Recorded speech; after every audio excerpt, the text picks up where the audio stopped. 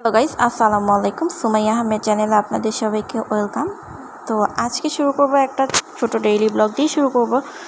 তো ওই মুরগি আনা হয়েছিল, বেশ কিছু মুরগি, ওইগুলোর আবার ওই যে পা, তারপর হচ্ছে কলিজা, গলা এগুলো ছিল। তো ভাবলাম যে ওগুলো একটু সুন্দর করে বেশি মশলা দিয়ে খুব সুন্দর করে রান্না করে নিই। তো পা, গিলা, কলিজা এগুলো তো একটু বেশি মশলা টশলা না দিয়ে রান্না করলে স্বাদ হয় না। তো ভাবলাম মুখলাই পরিষ্কার করে একটু সুন্দর করে আজকে রান্না করে নিচ্ছিলাম, ওইটারই একটা ছোট ক্লিপ নিচ্ছিলাম, তো আপনাদের সাথে শেয়ার করলাম।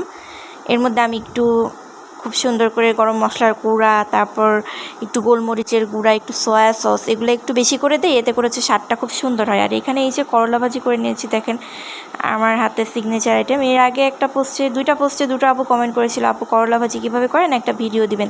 তো ফার্স্টেই হচ্ছে এইভাবে করলা ভাজি করে নিয়েছি, যেহেতু আমি আগে ক্লিপ নিয়ে রেখেছিলাম।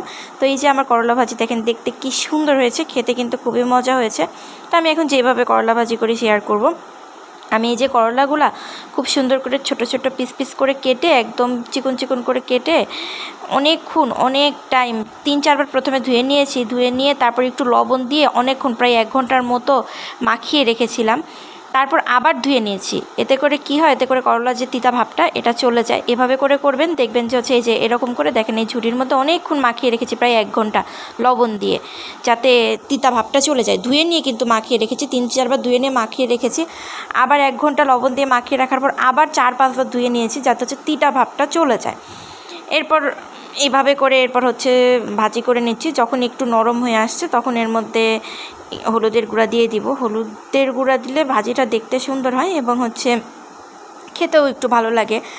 আর ভাজির মধ্যে হলুদের গুঁড়া না দিলে আমার মনে হয় যে একটা সুন্দর কালার আসে না। আর যখন ভাজিটা মোটামুটি আধা হয়ে এসেছে, মানে যখন নরম প্রায় হওয়ার দিকে নরম হয়ে এসেছে, তখন এর মধ্যে আমি দিয়ে দিব পেঁয়াজ। যতটুকু পরিমাণ করলা দিয়েছি ঠিক ততটুকু পরিমাণই পেঁয়াজ দিব। এখানে মানে আমি 1 মুঠের মতো করলা নিয়েছি, এখানে আমি 2 মুঠের বেশি হচ্ছে পেঁয়াজ দিয়ে দিলাম।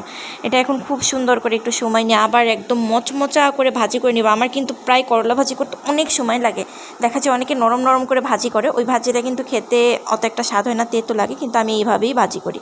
তো এই যে আমার করলা ভাজি কিন্তু হয়ে গিয়েছিল, ক্লিপ দেখা দিয়েছিলাম। আর এইখানে একটা, যেহেতু গ্রামের বাসায় এসেছি, একটা বাসাতে এসেছিলাম বেড়াতে, তো ওই বাসাতে ওনারা এইরকম ছোট ছোট মুরগি পালে, অনেক মুরগি পালে। তো এখানে প্রায় 170-80টা ছোটো ছোটো মুরগি ওনারা যে পালে, এই মুরগিগুলোর একটা ক্লিপ নিয়েছিলাম আমি। তো ভালোই, গ্রামের মানুষরা কিন্তু হচ্ছে এইসব দিক দিয়ে অনেক পারদর্শী। একটা মানে যে উনি যে মুরগি পালে, উনি গল্প করলো যে এই যে মুরগি উনি পালে, ওনার কিন্তু মুরগি দিয়ে খাওয়া, তারপর হচ্ছে সব কিছুই হয়, বিক্রি করা এখান থেকে আর্ন হয়। তো শুনে ভালো লাগলো। আর এখানে হচ্ছে বাসাতে বানানো হয়েছিল রুটি, তারপর এটা সকালের খাবার ছিল, সকালে ছিল রুটি আর হচ্ছে মুরগির মাংস। বেশি করে একটু রুটি বানানো হয়েছিল, যাতে হচ্ছে দেখা যাচ্ছে যখন ক্ষুধা লাগে আর কি সবাই মিলে খেতে পারি। তো এই যে রুটি ছিল, আর আগের দিনে রান্না করে রাখা ছিল হচ্ছে মুরগির মাংস। মুরগির মাংসটা দেখা যায় যে সবসময় থাকে, এটা হচ্ছে একদম দেশি মুরগি, যেটা বলে দেশি মুরগির মাংস। এটা কিন্তু অনেক সুস্বাদু, দেশি মুরগির মাংসের একটা স্বাদই আলাদা।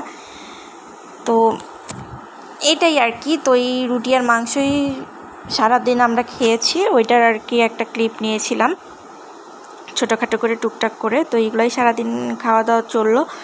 আর রাতের বেলা খাওয়ার জন্য অল্প কিছু রান্নাবান্না করছিলাম, তো সেগুলো এখন টুকটাক শেয়ার করব। আর এখানে ছিল হচ্ছে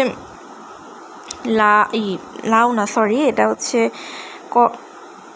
টোলার আলু ভাজি। আর এখানে রাতে খাওয়ার জন্য রান্না করেছিলাম হালিম, একদম ভরপুর মাংস দিয়ে হালিম রান্না করেছিলাম, আর রুটি ছিল। তো যেহেতু আমরা 5 জন খাবো, বাসায় গেস্ট কিছু এসেছে, যেহেতু আমরা 5 জন খাবো, তো এই যে রুটি নিয়ে এসেছিলাম। এই নানগুলো কিন্তু খুবই সুন্দর, এত সফট আর এত মজাদার, খুবই মজাদার। 20 টাকা করে পিস, কিন্তু খেতে অনেক মজা। তো এইগুলো হচ্ছে আমাদের দেশের বাড়িতেই একটা দোকানে পাওয়া যায়, নানগুলোর স্বাদ কিন্তু আমার খুবই ভালো লেগেছে। আর হালিমটা বাসায় রান্না করেছিলাম, এগুলো দিয়ে আমরা এখন সবাই খাওয়া দাওয়া করবো। এই আর কি। ভিডিওটি কেমন লাগলো জানাবেন, আর ভালো লাগলে অবশ্যই চ্যানেলটি সাবস্ক্রাইব করে পাশে থাকবেন। আর আবারও সবাইকে একটা কথা বলছি যে আমি ব্যস্ততার কারণে, কিছু প্রবলেমের কারণে আমি ভিডিও ঠিকমতো আপলোড দিতে পারছি না, সবার ভিডিওতে লাইক কমেন্ট করতে পারছি না। তবে ইনশাল্লাহ 5-6 তারিখ থেকে সবার ভিডিওতে আবার লাইক কমেন্ট করব, ইনশাল্লাহ সবার পাশে থাকবো। সবাই প্লিজ আমাকে কেউ সাপোর্ট করতে ভুলবেন না, কেউ আমাকে ভুলে যাবেন না। সবাই ভালো থাকবেন, সুস্থ থাকবেন। ধন্যবাদ।